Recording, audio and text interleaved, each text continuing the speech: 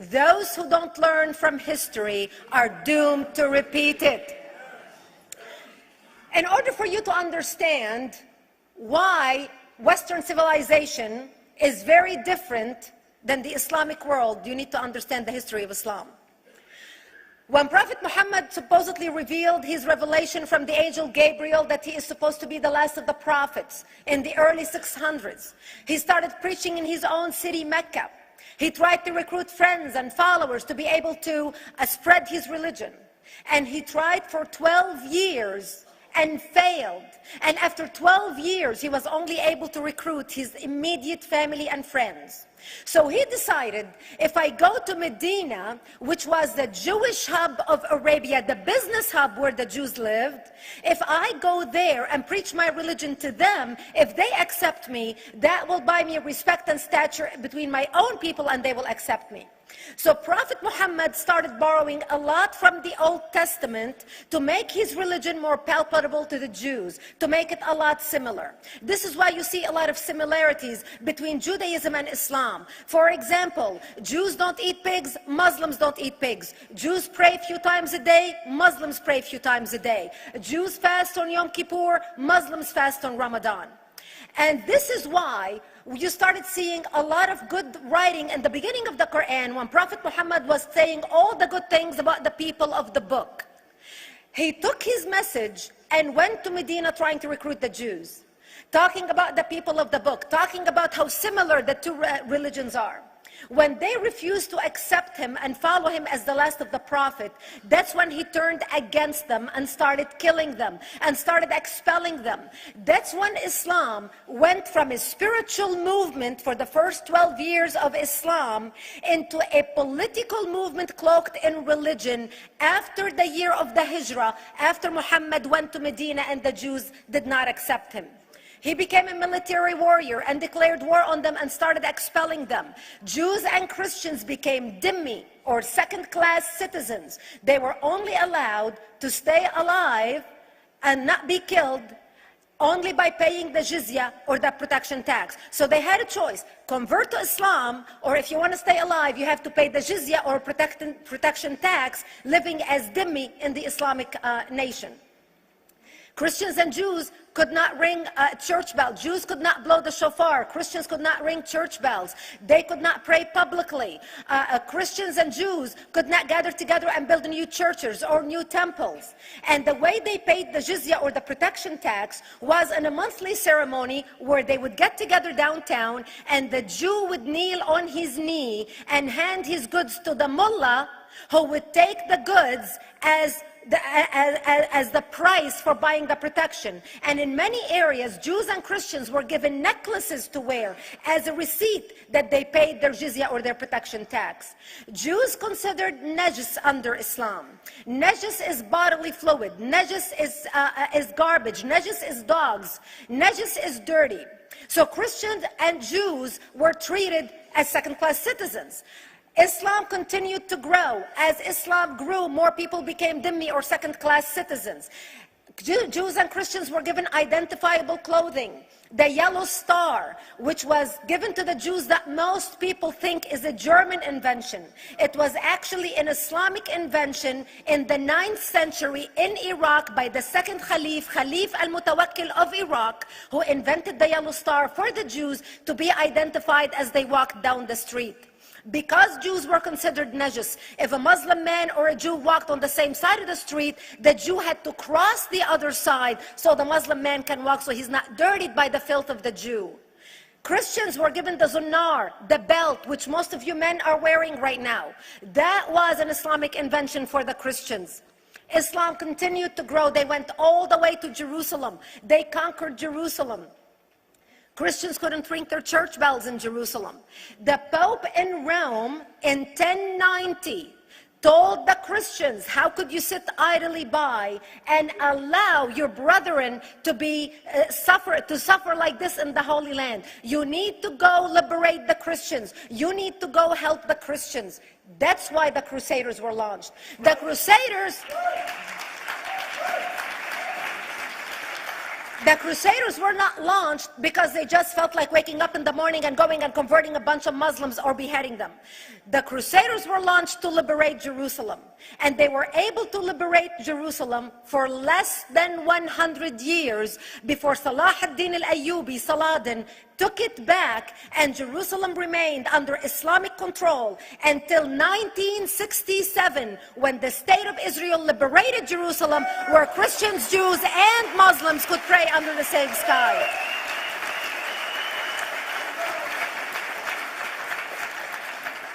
The Crusaders continued fighting Islam, and for 300 years they tried and failed. And by the 1300s, the Crusaders disappeared because they could not win against Islam.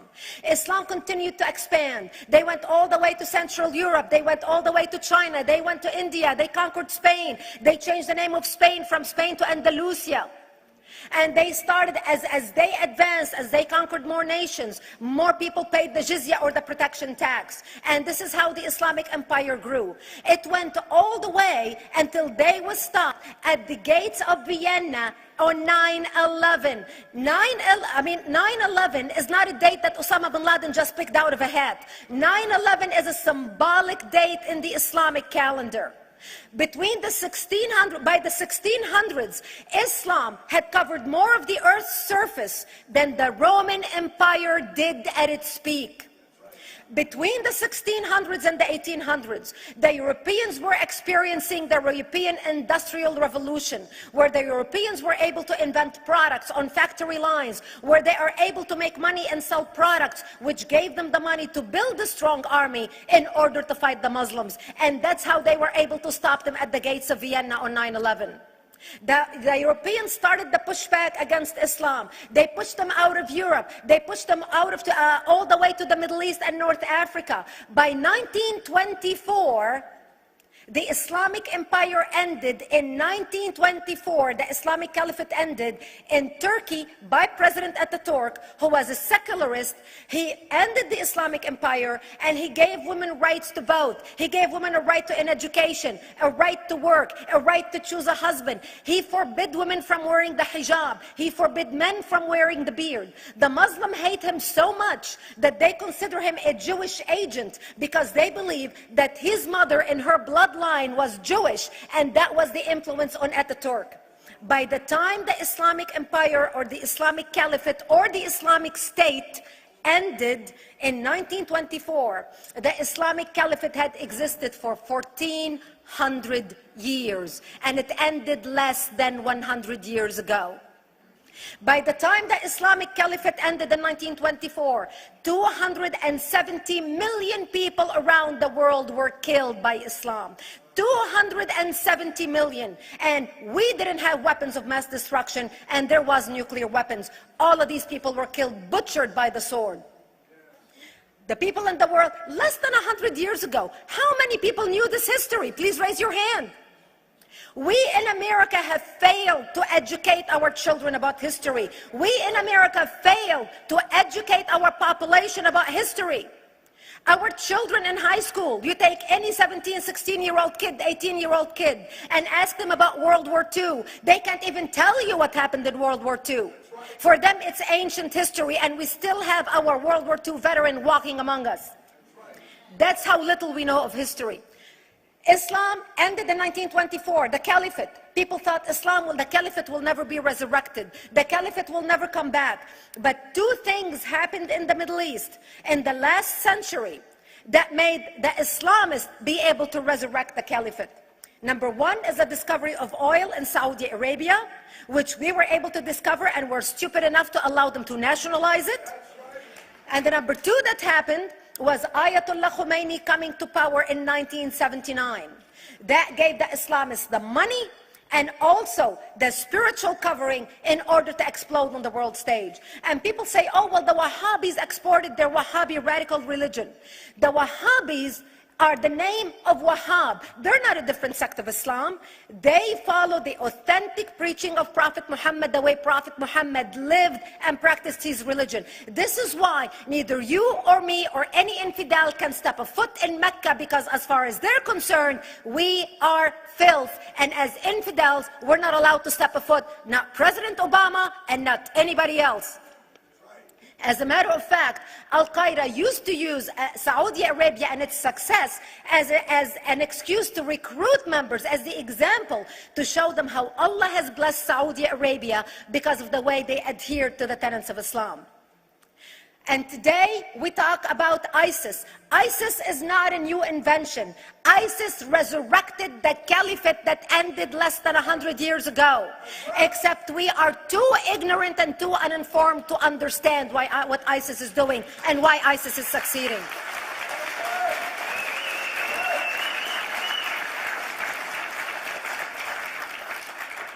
Two things you need to understand about Islam and the principles of war in Islam. One is the law of taqiyya, which means lying and deception. It means that a Muslim man can lay his hand on the Quran and swear that he is telling the truth, knowing that he is lying, but also knowing that the Quran will forgive him because he is advancing the cause of Islam.